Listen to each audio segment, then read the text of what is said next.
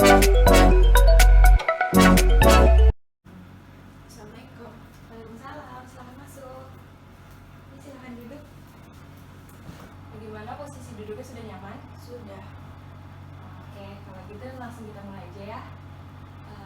Sebelumnya selamat siang dengan Kela. Ya. Kela, apa kabar? Baik. Kalau gitu boleh langsung aja ceritain apa yang mau diceritain sama Kela. Jadi saya pengen cerita tentang liburan pertama ini. Oke, liburan karena masalah virus ini. Oke. Liburan ini lebih beda dari liburan yang lain. Ya, memang terus Karena liburan ini merasa lebih banyak tugas gitu dari sekolah. oke. Terus libur ini tidak boleh untuk keluar. Oke, jadi di sekolah Kela diadakan libur, kalau boleh tahu seberapa lama? 3 bulan. 3 bulan. Oke, jadi apa masalah yang Kela rasakan? Bosen di rumah, banyak tugas numpuk. Terus gak boleh keluar rumah. Kalau keluar rumah nanti dilaporin kepala sekolah. Bagaimana kalau misalnya Kela menceritakan satu persatu dari masalah tersebut?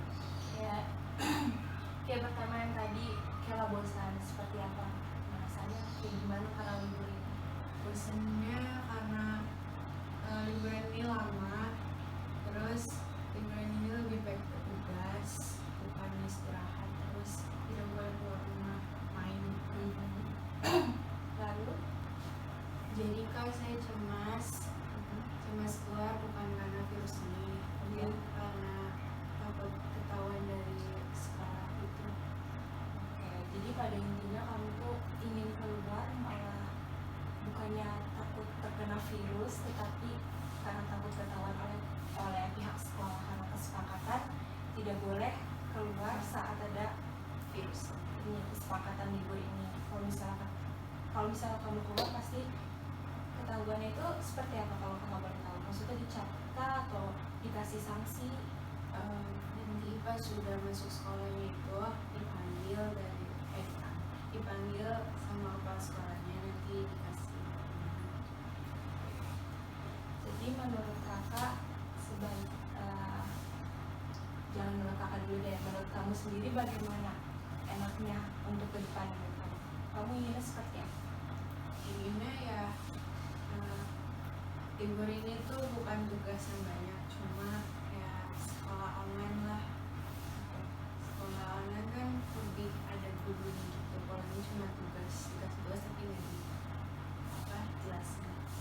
Oh, jadi sistem sekolah kamu ini belum terjalin sekolah online belum, tapi kamu menginginkannya. Jadi menurut kakak sendiri, karena adanya virus ini ya kamu harap maklumin saja. Lalu saran dari kakak seperti ini, bisa aja kamu mengaspirasikan keresahan kamu itu lewat menghubungi guru kelas kamu atau guru BK di sekolah kamu, bilang aja kalau misalnya, Bu, saya merasa liburan ini tidak terjalin di sekolah online-nya. Saya ingin kita belajar sekolah online, Bu. Saya merasa membebani dengan ini. Kamu boleh jujur seperti itu ke guru BK. Bagaimana? Ya, Jadi lanjutannya seperti apa? Apakah saran dari kakak-kakak? insya Allah. Kalau nggak gitu juga kamu bisa diskusi sama teman-teman kamu. Oke lah? Ya. Jadi menurut kakak kamu jangan cemas dan selalu berdoa untuk semoga virus ini cepat kelar. Amin. Terus kita bisa melaksanakan kegiatan aktivitas seperti biasa lah. Amin. Terus kita sekolah lagi. Yeay. Oke. Kalau gitu cukup konselingnya. Makasih banyak. Sama-sama. Mohon maaf ya udah ganggu waktunya. Iya. Oke, selamat sore. Sore juga. Hati-hati di jalan dia. Assalamualaikum. Waalaikumsalam. Silakan duduk. Oh Ya, makasih Bu. Bagaimana kabarnya? Alhamdulillah baik. Jadi kamu datang ke sini ada yang ingin kamu ceritakan? Ada Bu. Jadi gini, saya tidak suka dengan tugas online Bu. Dan kemarin saya sebel sama teman saya dan guru saya juga. Karena guru saya itu kalau ngasih tugas dia tidak jelas Bu, ngasih waktunya itu kapan. Dan karena ini kan lagi corona, biasanya tugasnya tuh online atau Iya. kelas. Seperti itu. Tetapi bagaimana kalau kita membahasnya satu persatu? Apakah bisa? Oh bisa boleh. Ya, silakan. Jadi gini Bu, sekarang kan lagi pandemi dan saya paling gak suka banget dikasih tugas yang banyak banget dari guru. Dan malahan tugas itu malah bikin saya jadi kesel sama teman-teman saya Bu. Gitu. Dari yang kamu ceritakan ya, kan tadi kamu cerita tentang tugas online, tapi tiba-tiba kamu malah sebel sama teman-teman kamu. Ibu tuh kurang paham. Apakah kamu bisa menjelaskannya secara detail? Jadi gini Bu, kan karena tugas ini online. Dan biasanya kalau tugas online begini, teman-teman pada males gitu ngerjain tugas. Dan malahan teman-teman saya pada nyontek pada ke saya Bu. Oh gitu. Jadi gitu. Assalamualaikum. Waalaikumsalam. Ya, silakan masuk. Silakan duduk. Mau di sini apa di sini? Sini aja. Oh iya, baik. Habis dari mana? Dari rumah. Dari rumah ke sini. Oke, gimana nih kabarnya selama ada di rumah aja? Alhamdulillah baik. Baik, berarti ada masih sekolah? Masih Kelas berapa? 2 SMA. Kelas 2 SMA, berarti belajarnya di rumah ya? Iya. Oke, sebelum kita mulai konseling, kita perkenalan dulu nih. Dari adik sendiri bisa memperkenalkan diri. Nama saya Mira Sinta, biasa dipanggil Mira. Oke, sekarang ibunya ya. Nama ibu Rizka Hadida, biasa dipanggil Ibu Rizka. Saya di sini sebagai konselornya Ade. Sebelumnya Ade udah pernah ikut konseling? Enggak. Belum pernah. Oke, di sini saya akan menjelaskan apa itu konseling. Nah, konseling merupakan proses pemberian bantuan konselor kepada konseli untuk menyelesaikan permasalahan yang dialami konseli. Lalu di dalam konseling juga terdapat asas kerahasiaan, asas keterbukaan, dan asas kesukarelaan. Di mana asas kerahasiaan ini merupakan Ade tidak perlu khawatir tentang masalah yang diceritakan Ade akan bocor ke siapa-siapa. Lalu ada asas keterbukaan, di mana Ade terbuka terkait dengan permasalahannya tanpa ada yang ditutup-tutupi. Yang selanjutnya ada asas kesukarelaan, di mana Ade sukarela datang ke sini agar permasalahan Ade selesai seperti itu. Ada yang ditanyakan? Cukup? Ya. Baiklah, mari kita mulai konseling hari ini. Apakah ada yang ingin diceritakan terkait dengan permasalahan yang terjadi di Indonesia ini terkait dengan virus corona ini? Apakah dampak dari virus ini seperti apa bagi Ade? Kan sekarang Ade masih sekolah gitu. Apa dampaknya buat Ade? Kerjain tugas di rumah, tapi tugas itu banyak. Terus kan di rumah jangkauan sinyal itu kurang bagus, jadi susah. Harus misalkan keluar, kan sama aja juga keluar rumah. Ya.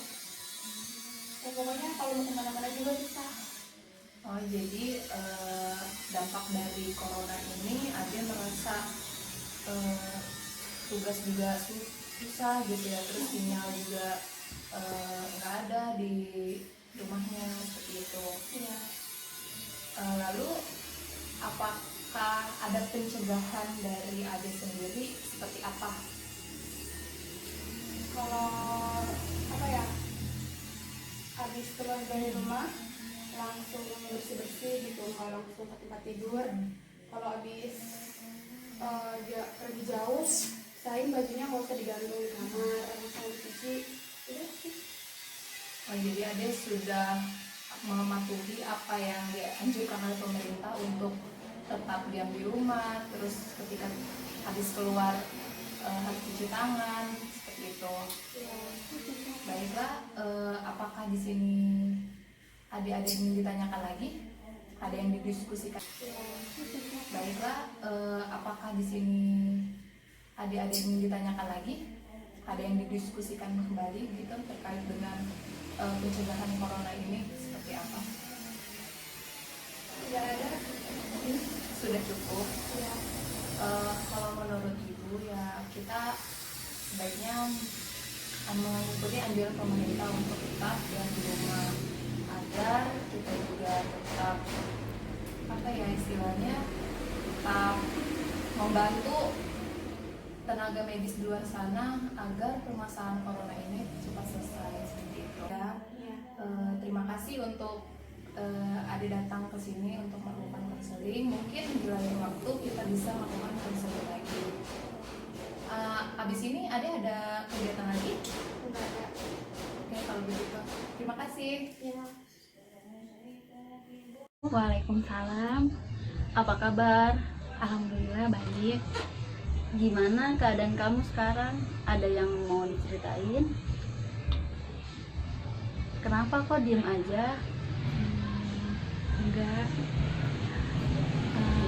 Jadi gini Bu, semenjak ada virus corona, saya jadi bingung. Saya kuliah, saya kerja, jadi sekarang serba salah, terhambat.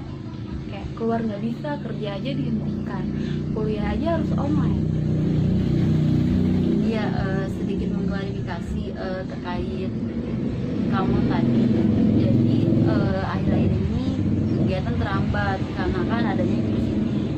Kamu bekerja dan kamu saat ini banyak dari teman-teman kamu yang dikeluarkan dari pekerjaan seperti itu, dan kuliah pun harus online, dan itu pun menjadi hambatan di saat perkuliahan berjalan seperti itu. Jadi ada lagi yang ingin kamu ceritakan? Enggak sih, cuman itu aja. Ya, terkait tadi mungkin kamu harus lebih sabar lagi, dan insya Allah nanti ketika semuanya ini berakhir, insya Allah ada hikmah yang lebih baik lagi. Ya, dan insya Allah ketika ada teman-teman kamu yang dikeluarkan ketika kerja dan lain sebagainya, kuliah pun kamu harus di rumah, nah itu kamu artinya harus jauh lebih dekat dengan keluarga. Jadi ada keberuntungan yang tidak terduga seperti itu. Gitu ya. Ya udah, terima kasih ya Bu. Iya, sama-sama. Waalaikumsalam. Ibu, silakan Ibu masuk. Ya Ibu, silakan duduk di sebelah sini. Ya, Ibu gimana kabarnya hari ini? Alhamdulillah baik. Ibu baru kali ini ya datang ke sini. Iya. Sebelumnya Ibu belum pernah melakukan konseling. Belum pernah. Jadi di sini saya akan menjelaskan dulu ya Ibu tentang konseling. Yang pertama itu, konseling itu adalah suatu bentuk pelayanan yang diberikan kepada seorang individu untuk membantu menyelesaikan permasalahannya. Nah, di sini keputusan akhir tetap kembali lagi kepada Ibu. Nah, di dalam konseling ada asas-asas yang harus diketahui. Yang pertama ada asas kesukarelaan, yang dimana Ibu datang kepada saya tidak dengan paksaan oleh pihak manapun. Yang kedua, adanya asas keterbukaan. Jadi apa yang Ibu ceritakan betul-betul secara terbuka, tidak ada yang ditutup-tutupi. Nah, selanjutnya yang ketiga, asas kerahasiaan, di mana apa yang Ibu ceritakan tidak akan saya ceritakan kepada orang lain. Jadi cukup kita berdua mengetahui. Nah, bagaimana Ibu? Mungkin ada yang ingin didiskusikan terlebih dahulu? Nggak ada Neng, nggak ada. Ya sudah, kalau gitu kita langsung saja ya Ibu konselingnya. Apakah Ibu sudah siap untuk menceritakan yang permasalahan yang sedang Ibu alami? Silahkan Ibu, boleh diceritakan. Dalam situasi kondisi seperti ini ya Neng, banyak kendala untuk seorang pedagang kecil ya, karena kita itu berangkat dari menengah ke bawah. Jadi kebanyakan itu seperti pedagang kecil, terutama ibu, biasa penghasilan sebelum situasi seperti ini mah lumayan. Sekarang mah jauh turun penghasilan, ya, sekian persen lah turunnya, itu hampir 50%. Jadi kebanyakan orang tuh yang ngutang, susah mereka untuk cari uangnya, terutama yang pekerja harian. Kan kalau masyarakat kecil itu kebanyakan sehari dapat untuk hari itu juga makan, bukan seperti orang yang punya penghasilan misalnya sebulan sekali atau seminggu sekali. Ini kebanyakan masyarakat di sini, terutama orang-orang yang penghasilannya menengah ke bawah. Tolong diperhatikan itu situasi kayak gini nih, harus gimana nih? Itu aja mungkin. Oh, jadi ibu di sini di rumah punya warung gitu, ibu Ya, berdagang. betul. Dengan adanya pandemi corona pada sekarang ini, ibu merasa penghasilannya kurang gitu ya. Betul, Terus betul. juga banyak tetangga-tetangga yang berhutang, Berhutang, gitu. ya, Jadi betul. penghasilannya turun sebanyak 50%. 50%. Betul Mungkin, ibu seperti itu. betul. Jadi ibu merasa bahwa ini berdampak sekali untuk pedagang-pedagang kecil Betul, gitu ya. betul. Nek. Skip ke situ doang. Iya, terima kasih. Gimana kabarnya? Alhamdulillah baik. Alhamdulillah kalau seperti itu. Oh iya, bagaimana ruangannya dan tempat duduknya sudah membuat Anda nyaman? Alhamdulillah ya sudah. Baik, berarti bisa kita mulai ya. Sekarang kita mulai dari saya ingin tahu apa yang mendorong kamu untuk datang ke sini dan menemui saya. Iya, jadi gini ya Bu. Apa namanya? Gara-gara pandemi ini gitu kan.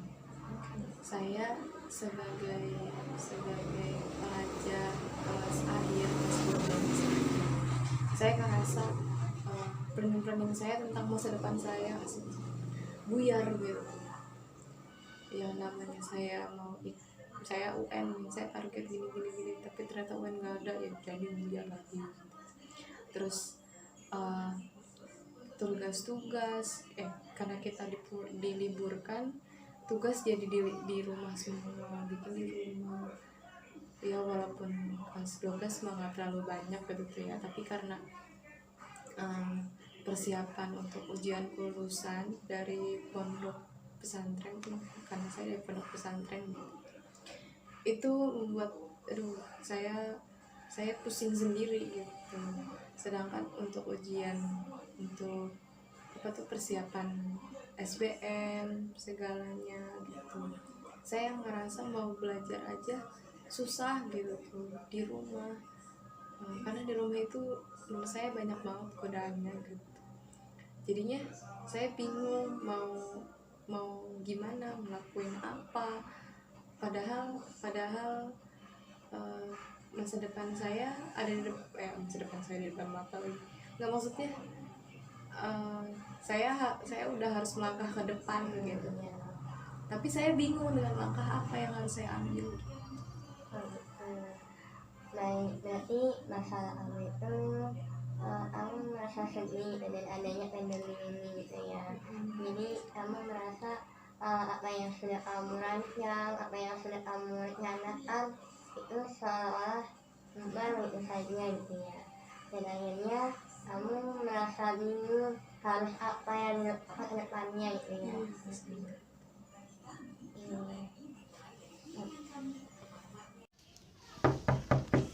Assalamualaikum, selamat pagi. Halo, waalaikumsalam, selamat pagi. Oh iya, silakan masuk. Ya, terima Ya. kasih. Silakan duduk di mana aja ya, yang membuat Ya. kamu nyaman ya. Mana kabar kamu hari ini? Alhamdulillah baik. Oh, alhamdulillah baik ya. Iya. Ya, sebelumnya mungkin karena kita juga belum pernah ketemu ya, Iya. gitu, karena kamu baru pertama kali kesini, mungkin boleh perkenalan dulu. Ya, nama aku Sherlyn Marlina. Sebelum kesini, habis dari mana dulu tuh? Habis ke rumah teman. Oh, ke rumah teman ya. Ya, Kalau sekarang masih SMA atau SMP? SMA. SMA. Iya. Oh, belum di SMA ya. Ya, Oh iya, Sherly ya namanya. ya. Nah, kesibukan kamu minggu-minggu ini apa nih gitu? Biasa sih ngerjain tugas. Oh, ngerjain tugas SMA Iya, ya. Banyak iya. tugas ya. Iya, banyak banget. Banyak banget ya. Saya harap sih kamu bisa lah gitu Iya. ngerjain tugasnya. Iya, Nggak ada amin. yang kosong-kosong ya. Iya. Selain duduknya udah nyaman? Udah. Udah ya? Iya. Oh iya, ini ada air gitu. Jangan sungkan lah, silakan ya diminum. Iya, ya makasih. Nggak usah Iya, repot-repot. Siap. Udah nyaman ya? Udah. Mungkin ada yang bisa saya bantu gitu untuk Sherly atas kedatangan kamu ke sini. Ya Pak. Mungkin ada yang bisa diceritain? Iya. Ya ada. Gak apa-apa, boleh cerita aja. Di sini kita saling sharing, saling terbuka gitu. Gak perlu ada yang ditakutin gitu, karena mungkin itu bisa membuat Sherly lebih merasa enak gitu kalau misalkan udah ada yang diungkapkan. Boleh mungkin Sherly ada yang ingin diceritain terkait apa yang terjadi. Dari tadi saya perhatikan Sherly terlihat murung. Mungkin ada sesuatu yang ingin disampaikan begitu. Ya, saya pengen cerita. Ya, boleh. Jadi gini kan, saya itu punya kucing. Kucing udah lama, udah dari kecil. Kucing saya itu saya urus. Terus dia meninggal. Meninggal. Ya, saya serasa kesepian, gak ada teman buat cerita. Ya gitulah, jadi sedih gimana gitu. Jadi saya serasa sepi gitu. Oh, jadi kamu tuh pernah punya kucing. Iya. Terus kapan tuh meninggalnya?